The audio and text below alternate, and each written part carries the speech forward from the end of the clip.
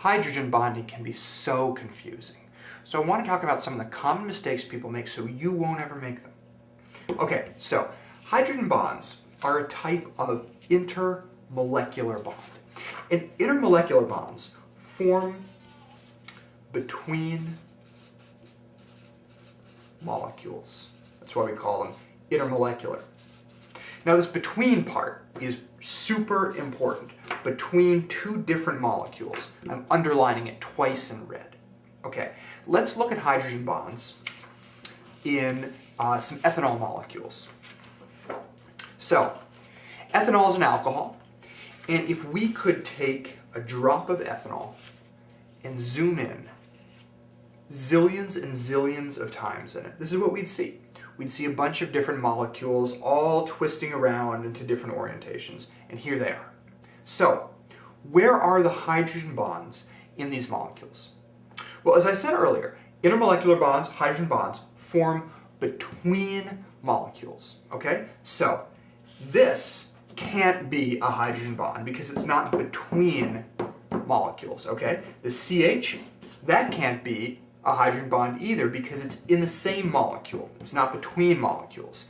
And the CC, it can't be a hydrogen bond either because it's in the same molecule, not between different molecules. Okay, so that's the first important thing to keep in mind.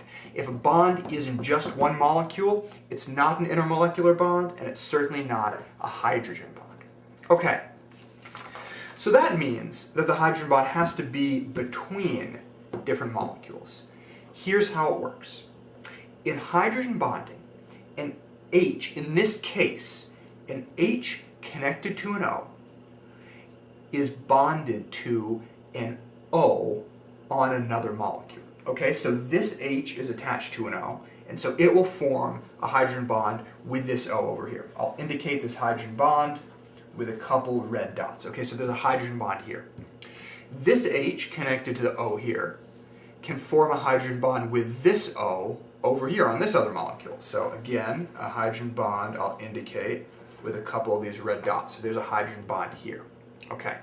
Now, a common mistake that some people make is they think any time there's an H, it can form a hydrogen bond between molecules. Okay, so they say, oh, there's an H here connected to the C, there's an H here connected to the C. So this can form a hydrogen bond, right? No, it can't. It has to be an H that's connected to an O, bonding with another O in this case. So it can't be this H with a C and this H with a C. That's not a hydrogen bond.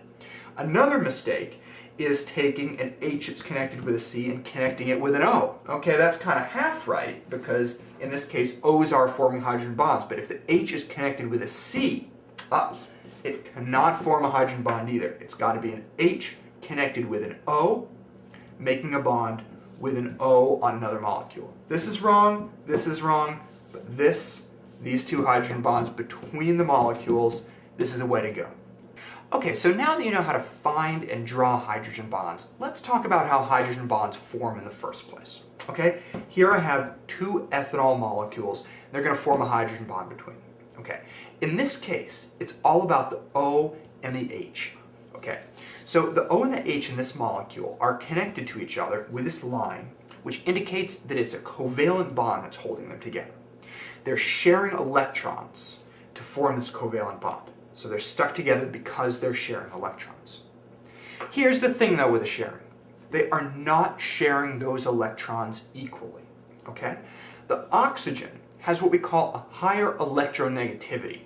All that means is that when it shares with hydrogen, it hogs the electrons, okay? So it's maybe supposed to be sharing equally, but instead it's hogging the electrons.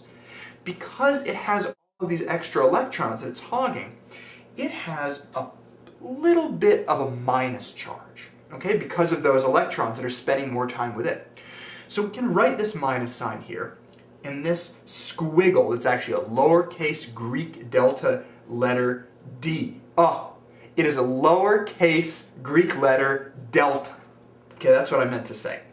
Okay, so anyway, we have this lowercase Greek delta with a negative sign, meaning that O is a little bit negative because it's hogging those electrons. On the other hand, hydrogen here is getting the electrons hogged away from it. So it's missing those electrons, so it has a lowercase delta plus. It's a little bit positive, okay? Now the same thing is happening over on this molecule. The oxygen is hogging electrons, so it has a delta minus sign because it has a little bit of a negative charge, those extra electrons that it's hogging away. And the H, which is getting thieved away from here, it has a little bit of a positive charge. So now you can see what's going on here is that the positive hydrogen here is going to be attracted to the negative oxygen here. So this attraction, it's sort of like magnets. You know how magnets attract together? It's like this attractive force between the positive hydrogen and the negative oxygen. So we can say that the hydrogen bonds are formed because O is hogging electrons from H. It's making O a little bit negative, it makes H a little bit positive, so this positive H is going to be attracted to a negative O on another molecule. Now here's the thing. Earlier I said that if an H is bonded to a C, it will not form a hydrogen bond. Here's why. It's because C and H share their electrons evenly in this bond.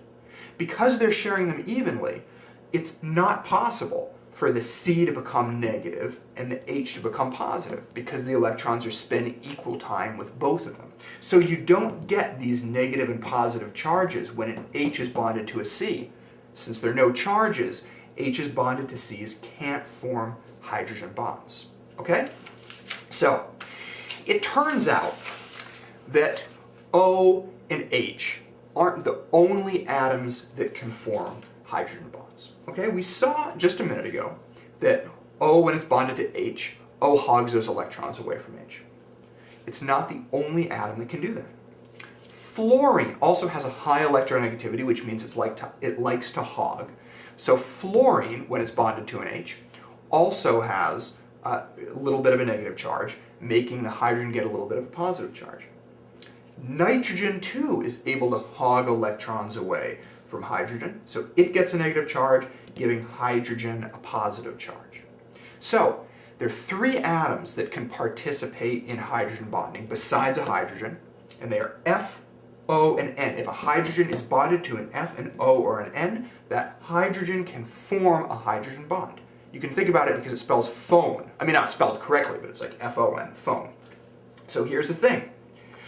These guys all have to attach, they have to be attracted to an atom on another molecule. Okay, so for example, this positive H here can be attracted to an O on another molecule because that O will be a little bit negative. But this O could also bind with an H attached to an F. Or the O, because it's a little bit negative, could bond to an H that's attached to an N. Okay, so that's possible. Or you could have an F, a fluorine, bonding with any of these H's. If the H is attached to an F or an O or an N, this slightly negative fluorine will be able to bond, to hydrogen bond with a positive hydrogen. Okay? And similarly, nitrogen too, when it's on another molecule, can form a hydrogen bond with any of these three combinations. The H to the N, the H connected to the O, or the H connected to the F. So, whenever you see a hydrogen connected to a fluorine, an oxygen, or a nitrogen, that means that it can form a hydrogen bond. Any of the hydrogens can form a hydrogen bond with a nitrogen, a fluorine, or an oxygen on another molecule. So that is hydrogen bonding.